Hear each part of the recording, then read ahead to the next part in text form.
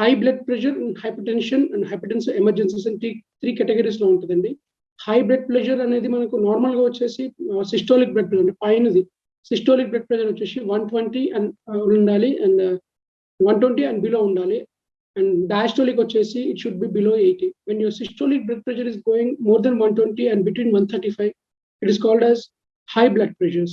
And constant గా persistent గా ఎవరికైనా కానీ ఒక systolic blood pressure when it is more than 135 and persistent గా అట్లనే మెయింటైన్ అవుతుంది, more than 135, 150s, 180s లో మెయింటైన్ అవుతుందంటే then you call it as hypertension. And patient is being in a hypertensive disorder. ఎవరికైనా సరే హైపర్టెన్షన్ జనరల్గా వచ్చినప్పుడు there are multiple symptoms అండి. ఫస్ట్ ఆఫ్ ఆల్, ఎప్పుడైతే చాలా మందికి systolic blood pressure more than 150, 160 అవుతుందో, they have this tightness of head, banding like sensation అని, హెడేక్ అని, చేతులు టైట్గా అయిపోవడము, తిమ్మిర్లుగా అనిపించడము, అండ్ ఫ్రీక్వెంట్గా వస్తుండడం ఇట్లాంటి ఎపిసోడ్స్. ఒక్కోసారి ఎప్పుడైతే బ్లడ్ ప్రెషర్స్ మరీ 180 అండ్ అబోవ్ వెళ్తున్నాయో, systolic blood pressure, spinning of sensation కానీ, నాజియేటింగ్ గా ఉండడం కానీ, ఇవన్నీ కూడా ప్రోగ్రెసివ్ గా కాకుండా ఒక్కోసారి సడన్ గా అబ్రప్ట్ గా అన్ఎక్స్ప్లెయిన్డ్ గా మేము వర్క్ చేసుకుంటున్నాం, suddenly they have the symptoms of nausea, vomiting, unexplained గా స్వెట్టింగ్స్, అన్ఎక్స్ప్లెయిన్డ్ గా హెడేక్స్ రీసెంట్ గా రికరెంట్ గా వస్తున్నాయి. These are all crucial signs అండి. ఒక్కోసారి బ్లరింగ్ ఆఫ్ విజన్ అంటే కళ్ళు బ్లర్ గా అనిపించడము, ఒక్కొక్కటి రెండుగా కనిపించడము, ట్రాన్సియెంట్ గా వస్తుంది పోతుంది. ఒక్కోసారి నిద్రలోంచి లేచినప్పుడు ట్రాన్సియెంట్ గా వస్తుంది పోతుంది. వర్క్ లో ఉండి ఈవినింగ్ వచ్చేసరికి హెడేక్ ఎక్కువగా అవుతుంది. This are all the signs of hypertension అండి. ఎసెన్షియల్ హైపర్టెన్షన్స్ అని ఉంటాయి అండ్ సెకండరీ హైపర్టెన్షన్స్ అని ఉంటాయండి. ఎసెన్షియల్ హైపర్టెన్షన్స్ అంటే దానికి పెద్ద కారణం అంటూ ఉండదు. ఒబెసిటీ వల్ల కావచ్చు, మన లైఫ్ స్టైల్ వల్ల కావచ్చు, మన స్ట్రెస్ వల్ల కావచ్చు, లేదంటే మన ఫుడ్ హ్యాబిట్స్ వల్ల కావచ్చు, స్మోకింగ్, ఆల్కహాల్ ఇలాంటి హ్యాబిట్స్ వల్ల కావచ్చు. This is an essential hypertension. So ఇవన్నీ కూడా లైఫ్ స్టైల్ మోడిఫికేషన్ తోని కంట్రోల్ చేసుకోగలిగే కండిషన్స్ లో ఎసెన్షియల్ హైపర్టెన్షన్ ఉంటుంది. And there are secondary causes of hypertension. Hypertension కి మల్టిపుల్ కాజెస్ ఉంటాయి, లైక్ హార్మోనల్ కాజెస్, మన వాస్కులర్ కాజెస్ అంటారు. బ్లడ్ వెజల్స్ లో మనకు బ్లడ్ ఫ్లోస్ అనేది మనకు వెయిన్స్, ఆర్టరీస్ లోంచి ఫ్లో అవుతూ ఉంటుంది. ఎప్పుడైతే కొన్ని కాంజెనిటల్ గా కావచ్చు, లేకపోతే కాంజెనిటల్ గా నారోయింగ్ ఆఫ్ బ్లడ్ వెజల్, అంటే ఇంత పూర్తి వెడల్పులో ఉండాల్సిన బ్లడ్ వెజల్ ఎప్పుడైనా ఎక్కడన్నా కిడ్నీస్ లో కావచ్చు, ఇంకెక్కడ నుంచి నారో అయింది అనుకోండి, సో ప్రెషర్ పెరగాల్సి వస్తుంది. అలా ఏమన్నా structural abnormalities of the blood vessels ఉన్నప్పుడు కానీ, ఒక్కోసారి స్మోకర్స్ కి, ఏజ్ ఎక్కువ ఉన్న వాళ్ళకి లోపల ల్యూమన్ లో కొవ్వు అంటే మన కొలెస్ట్రాల్ అది అంటాం కదా, అది పేరుకపోవడం వల్ల అథెరోస్క్లెరోసిస్ అంటారు. అథెరోస్క్లెరోసిస్ రావడం వల్ల ఆ బ్లడ్ వెజల్ నారో అవ్వడము, సో దానివల్ల బ్లడ్ ప్రెషర్ పెరగడం ఉంటుంది. కొన్నిసార్లు కొన్ని హార్మోనల్ కాజెస్ ఉంటాయి. కుషింగ్ సిండ్రోమ్ అని, కొన్ని ఫియోక్రోమోసైటోమా అని, కొన్ని పీసీఓడి మనము ఉమెన్ లో చాలా మందిలో ఎన్కౌంటర్ చేస్తూ ఉంటాం. థైరాయిడ్ డిజార్డర్స్ లో కానీ ఇలాంటి వాళ్ళలో కూడా మనం హైపర్టెన్షన్ ని ఎన్కౌంటర్ చేస్తూ ఉంటాము. And there are multiple cocaine abuse.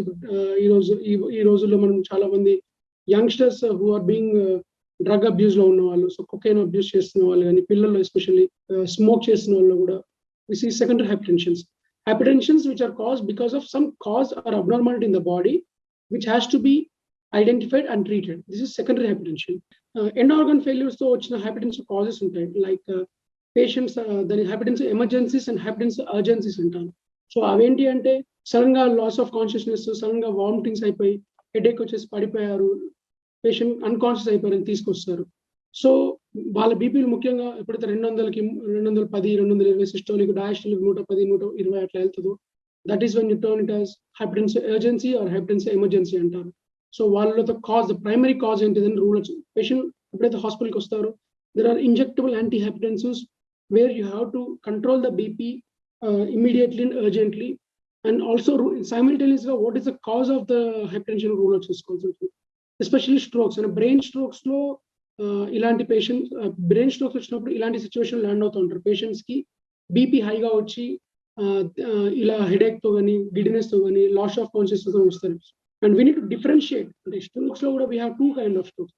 ఎప్పుడైతే చాలా బీపీ ఎక్కువ పెరిగిపోయి 200కి అట్లా పెరిగిపోయి బ్లడ్ రక్తనాళం పగిలిపోయి బ్రెయిన్ లో బ్లడ్ లీక్ అవుతూ ఉంటుంది. సో అదొక కైండ్ ఆఫ్ హెమరేజిక్ స్ట్రోక్ అంటారు. రెండోది ఇస్కిమిక్ స్ట్రోక్ అంటారు. ఇస్కిమిక్ స్ట్రోక్ అంటే బ్లడ్ వెజల్ ఇందాక చెప్పినట్టు అథెరోస్క్లెరోసిస్ నారోయింగ్ అయిపోయి ఒక పోర్షన్ ఆఫ్ బ్రెయిన్ కి బ్లడ్ సప్లై తగ్గిపోవడం వల్ల సో బాడీ ఏం చేస్తాను ఇంకా ప్రెషర్‌తో బ్లడ్ పంపించడానికి ప్రయత్నం చేస్తూ ఉంటుంది. సో అప్పుడు కూడా బ్లడ్ ప్రెషర్ పెరుగుతున్నట్టు. సో ఈ రెండిటిని డిఫరెన్షియేట్ చేసుకొని హెమరేజిక్ స్ట్రోక్స్‌లో ఉన్నప్పుడు పేషెంట్‌కి బీపీ మనం చాలా ర్యాపిడ్‌గా తగ్గించుకోవాల్సి ఉంటుంది. ఇస్కెమిక్ స్ట్రోక్స్ ఉన్నప్పుడు అంత తగ్గించుకోకూడదు. ఎమర్జెన్సీలో డీల్ చేస్తున్నప్పుడు we have to rule out what is the primary cause and ఎంత మేరకు బీపీ తగ్గించుకోవాలి చూసుకోవాల్సి ఉంటుంది. డిపెండింగ్ ఆన్ ద ఏజ్, పేషెంట్‌కి ఉన్న అదర్ కోమార్బిడిటీస్. ఫస్ట్ హైపర్‌టెన్షన్ ఒక పేషెంట్ మీతో ఇలాంటి సింప్టమ్స్ హెడేక్ గాని, అనీజీనెస్ కానీ ఇందాక మనం డిస్కస్ చేసుకున్న సింప్టమ్స్‌లో ఎలాంటి దాంతో వచ్చినా కూడా it is not just about starting hypertensive medication. It is all about evaluating the cause. Whether it is an essential hypertension or whether it is an secondary hypertension. Especially young 40 years below వస్తున్న వాళ్ళకి హైపర్‌టెన్షన్‌తో diagnose అయిన వాళ్ళకి straight away we are not supposed to start off the medication and send him home.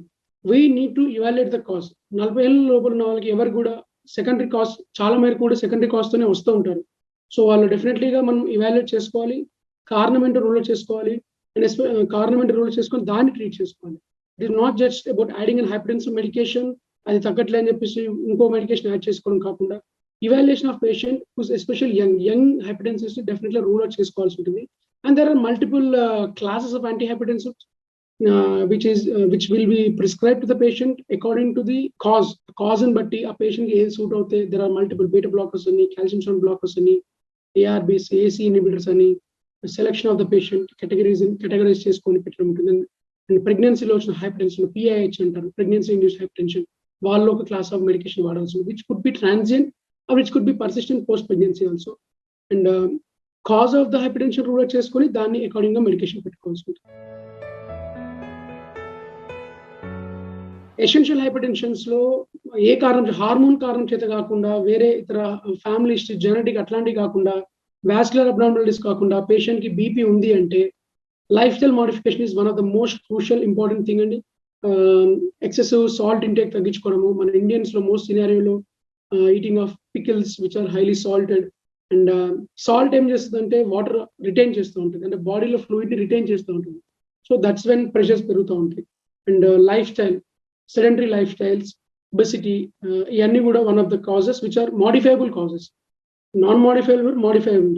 So modifiable ఏంటి అంటే we can restrict our salt intake 5 grams per day. We can restrict our we can increase our physical activity. We have to do physical activity.